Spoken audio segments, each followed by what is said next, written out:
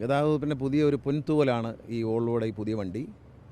ഇന്ത്യയിലെ വോൾവോ പുതിയതായി നിർമ്മിച്ച സ്ലീപ്പർ ബസ്സാണ്. ഈ സ്ലീപ്പർ ബസ്സിൻ്റെ ഈ ആദ്യത്തെ മോഡൽ വളരെ അഭിമാനത്തോടെ പറയാം, ഇന്ത്യയിൽ ആദ്യമായി വോൾവോയിൽ ഇത്തരത്തിലൊരു വണ്ടി ബുക്ക് ചെയ്തതും ഡെലിവറി ചെയ്തതും ഒരു ട്രാൻസ്പോർട്ട് കോർപ്പറേഷൻ KSRTC ആണ്. 2002 ആദ്യമായി ഇന്ത്യയിൽ വോൾവോ വന്നപ്പോൾ ആദ്യത്തെ 2 ബസ്സുകൾ വാങ്ങിയ സ്റ്റേറ്റ് ട്രാൻസ്പോർട്ട് കോർപ്പറേഷനും KSRTC ആയിരുന്നു. അന്ന് ഞാൻ തന്നെയായിരുന്നു മന്ത്രി.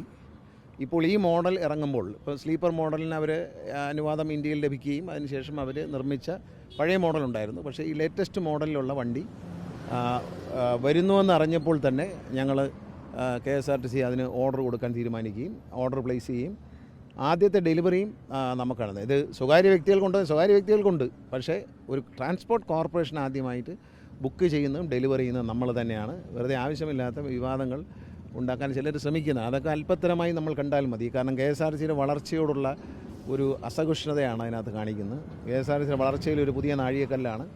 നമ്മളിപ്പോൾ പുതുതായി വാങ്ങിയ ബസ്സുകളെല്ലാം നല്ല നിലയിൽ ഓടിക്കൊണ്ടിരിക്കുകയാണ്. KSRTCക്ക് കേരളത്തിലെ ജനങ്ങളുടെ മനസ്സിൽ വളരെ അഭിമാനകരമായൊരു സ്ഥാനം മാധ്യമങ്ങളിലൂടെ നേടാൻ കഴിഞ്ഞിട്ടുണ്ട്. എല്ലാ മാധ്യമങ്ങളോടും അക്കാര്യം നന്ദി പറയുകയാണ്. KSRTCയുടെ നല്ല പ്രവർത്തനങ്ങൾ ചൂണ്ടിക്കാണിക്കുന്നതോടൊപ്പം ചില തെറ്റുകളും ചൂണ്ടിക്കാണിക്കുന്നതിൽ ഞങ്ങൾക്ക് സന്തോഷമേ ഉള്ളൂ. അത് പരിഹരിച്ച് പോകാൻ ഞാൻ കഴിയുന്നുണ്ട്. ഓരോ കാര്യങ്ങളും ചൂണ്ടിക്കാണിക്കുമ്പോൾ പരിഹരിച്ചാണ് പോകുന്നത്.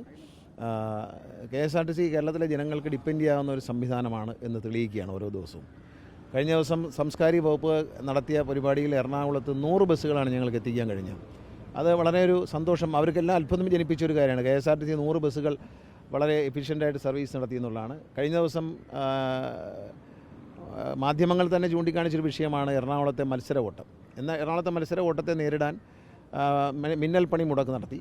ആ മിന്നൽ പണിമുടക്ക് നിയമലംഘനം നടത്തുന്നവരെ പിടിക്കുമ്പോൾ അതിനെതിരെ മിന്നൽ പണിമുടക്ക്. ആ മിന്നൽ പണിമുടക്കിനെ നേരാൻ KSRTC നേരിടാനായി ഉടൻ തന്നെ വണ്ടി എത്തിച്ചു. ഇപ്പോൾ ആ വണ്ടികളെല്ലാം എറണാകുളത്ത് ഓടുന്നുണ്ട്. ഇനിയും വണ്ടികൾ വരും. എറണാകുളം ടൗണിൽ കുറച്ചുകൂടി KSRTC ബസ്സുകളുടെ എണ്ണം കൂട്ടാനാണ് ഞങ്ങൾ ആലോചിക്കുന്നത്. അപ്പോൾ ഈ ഒരു മത്സര ഓട്ടത്തിൻ്റെ ഒരു അവസാനം ഉണ്ടാക്കാൻ ഒരു സമാന്തര സംവിധാനം വേണം. ഇതുപോലെ മിന്നൽ പണിമുടക്കുകളൊന്നും ഇനി എറണാകുളത്ത് ഉണ്ടാകാൻ പാടില്ല എന്നുള്ളതുകൊണ്ട് ഞങ്ങൾ കൂടുതൽ ബസ്സുകൾ ഇറക്കും വരും ദിവസങ്ങളിൽ. ഇപ്പോൾ വന്ന ബസ്സൊന്നും തിരിച്ചു കൊണ്ടുപോകുന്നില്ല, അവിടെ തന്നെ ഓടാനാണ് എക്സിക്യൂട്ടീവ് ഡയറക്ടർ ഓപ്പറേഷനും KSRTCയുടെ എറണാകുളം ഡിപ്പോയിലും നിർദ്ദേശം നൽകിയിരിക്കുന്നത്. പിന്നെ സമീപ പ്രദേശങ്ങളിൽ നിന്ന് പിറവത്തുനിന്നും മറ്റ് സമീപ പ്രദേശത്തുള്ള ബസ് സ്റ്റേഷനുകളിൽ പറവൂര് ഈ സ്ഥലങ്ങളിൽ നിന്നെല്ലാം KSRTC ബസ്സുകൾ കൂടുതൽ എറണാകുളം സിറ്റിയിലേക്ക് ഓടിക്കാൻ പോവുകയാണ്.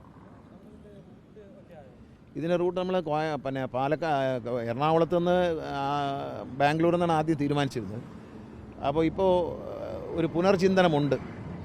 തിരുവനന്തപുരത്ത് നിന്ന് തമിഴ്നാട് വഴി കയറി പോയാലോ എന്നൊരു ആലോചനയുണ്ട്. കാരണം നമുക്ക് പെട്ടെന്ന് ഒറ്റയടിക്ക് എത്താൻ പറ്റും.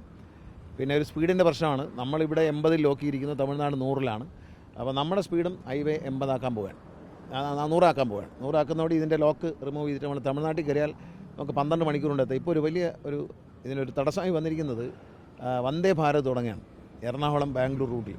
അത് ഇതിൻ്റെ കളക്ഷനെ ചിലപ്പം ബാധിച്ചേക്കാം എന്നുള്ളത് കൊണ്ട് നമ്മൾ ഒരു പുനർചിന്തനം നടത്തുന്നുണ്ട്. തിരുവനന്തപുരത്ത് നിന്ന് തമിഴ്നാട്ടിലേക്ക് കയറി അങ്ങനെ തമിഴ്നാട് ഹൈവേ കൂടെ ഈ നല്ല വണ്ടിയാണല്ലോ, അപ്പോൾ കുറച്ചുകൂടെ കംഫർട്ടബിൾ വണ്ടി ആയതുകൊണ്ട് വളരെ വേഗത്തിൽ ഓടാൻ കഴിയും. ഈ വണ്ടി ഒരു 75-ന് മേളിലെങ്കിലും പോയാലേ ഇതിന് ശരിയായ മൈലേജ് കിട്ടത്തുള്ളൂ എന്നാണ് ഇതിൻ്റെ ഡ്രൈവർമാർ പറയുന്നത്. അപ്പോൾ ഇത് ഓടിച്ച് പരിചയമുള്ളവർ അതാണ് പറയുന്നത്. അപ്പോൾ നമ്മൾ അത്തരത്തിലൊരു ആലോചനയുണ്ട്. ഏതായാലും വണ്ടിയുടെ ഹൈവേയിലെ വേഗത 100 വർദ്ധിപ്പിക്കാൻ സർക്കാർ തീരുമാനിച്ചിട്ടുണ്ട്. അപ്പോൾ അത് വരുമ്പോൾ ഇതിൻ്റെ ലോക്ക് നമുക്ക് 100-ലേക്ക് മാറ്റാൻ കഴിയും. അപ്പോൾ കേരളത്തിൽ രജിസ്റ്റർ ചെയ്യുമ്പോൾ ഇപ്പോൾ നമ്മൾ 90 വയ്ക്കാൻ പറ്റത്തുള്ളൂ. പക്ഷേ 100 ആക്കാനുള്ള 100 ആക്കിയാലും നമുക്ക് തമിഴ്നാട്ടിൽ കയറുമ്പോൾ പറയുന്നുണ്ട്. തമിഴ്നാട്ടിൽ 100-ആണ്. സേഫ്റ്റിയൊക്കെ വളരെ വളരെ ഗംഭീര വണ്ടിയാണ്. വണ്ടിയുടെ സേഫ്റ്റി എന്ന് പറയുന്നത് വണ്ടി ഏതെങ്കിലും കാരണവശാൽ വണ്ടി ഒന്ന് ടിൽറ്റ് ചെയ്താൽ പോലും വണ്ടി സഡൻ ബ്രേക്ക് ചെയ്യും. വണ്ടി പിന്നെ മുമ്പോട്ട് മൂവ് ചെയ്യില്ല. വണ്ടി ഒരു ആംഗിളിന് മുകളിലേക്ക് ഈ വണ്ടി ചരിഞ്ഞാൽ അപ്പോൾ തന്നെ വണ്ടി ബ്രേക്ക് ചെയ്യും. അങ്ങനെ എല്ലാ ടെക്നോളജിയും ഉണ്ട്. ക്യാമറകൾ വെച്ചിട്ടുണ്ട്. പിന്നെ ഡ്രൈവർ സീറ്റൊക്കെ വളരെ ഒരു എയർക്രാഫ്റ്റിൻ്റെ സീറ്റിനേക്കാൾ, എയർക്രാഫ്റ്റിലെ പൈലറ്റ് കിട്ടുന്നതിനേക്കാൾ നല്ല സീറ്റാണ്. സസ്പെൻഷനുള്ള സീറ്റാണ്. പിന്നെ വണ്ടി ലിഫ്റ്റ് ചെയ്യാൻ പറ്റും. വണ്ടി ലിഫ്റ്റ് ചെയ്യാൻ, പക്ഷേ ആ സ്പീഡ് കൂട്ടാൻ പറ്റത്തില്ല. ഒരു 20 കിലോമീറ്റർ പോകുള്ളൂ ആ സ്പീഡിൽ. പക്ഷേ വണ്ടി ഒന്ന് കുറച്ച് ചില സ്ഥലങ്ങളിലെത്തുമ്പോൾ വണ്ടി ഒന്ന് വളരെ കട്ടറോ കുഴിയോ എന്തെങ്കിലും ഉണ്ടെങ്കിൽ അത് ബമ്പ് പോലും കയറണമെന്നുണ്ടെങ്കിൽ ഒന്ന് ലിഫ്റ്റ് ചെയ്യാനുള്ള ഫെസിലിറ്റി എല്ലാം ഉണ്ട്. വണ്ടിക്കകത്ത് എല്ലാ സൗകര്യമുണ്ട്. വണ്ടിക്കകത്ത് കയറിയാൽ അറിയാം സീറ്റും മറ്റു കാര്യങ്ങളൊക്കെ വളരെ ലക്ഷറീസാണ്.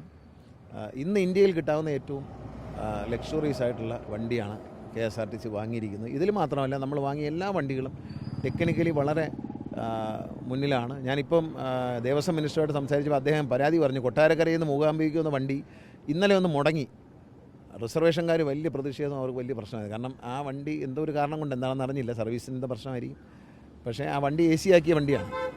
സൂപ്പർ ഫാസ്റ്റ് ആയിരുന്നു, അത് എക്സ്പ്രസ് ആയി, പിന്നെ ഇപ്പോൾ AC ആക്കി, ഹൈബ്രിഡ് AC ആക്കി. വളരെ വലിയ ഡിമാൻഡാണ്, നല്ല ഡിമാൻഡാണ് വരുന്നത്. പിന്നെ നമ്മളെ റേറ്റുകളെ സംബന്ധിച്ചും ബാംഗ്ലൂർ റേറ്റുകളിൽ ഒരു ഫ്ലെക്സി സംവിധാനം KSRTC CMD നിർദ്ദേശിച്ചിട്ടുണ്ട്. ചില ദിവസങ്ങളിൽ റേറ്റ് വേരിയേഷൻ കൊണ്ടുവന്നാൽ നമുക്ക് ലാഭമായിരിക്കും എന്നുള്ളതാണ് കണക്ക് കൂട്ടുന്നത്. അപ്പോൾ അതുകൊണ്ട് റേറ്റ് വേരിയേഷൻ വയ്ക്കും, ഓരോ ദിവസം ഓരോ റേറ്റായിരിക്കും.